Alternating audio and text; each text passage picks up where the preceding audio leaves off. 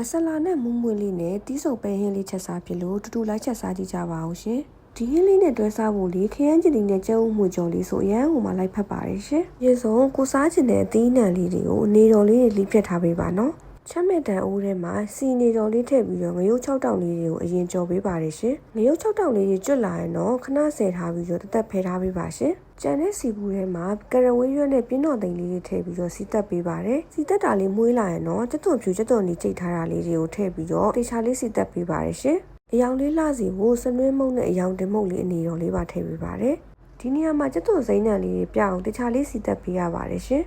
ပြီးရင်တော့မဆလာလေးနည်းနည်းနဲ့ငန်းပြားကြီးလေးပါထည့်ပြီးတော့မွေးနေအောင်တစ်ခါလေးစီတက်ပေးပါတယ်ရှင်စီတက်နှံလေးမွေးလာပြီဆိုရင်တော့အရင်ဆုံးမနူးလွယ်တဲ့အသီးနှံလေးတွေကိုထည့်ပြီးတော့ချက်ပေးရပါမယ်ရှင်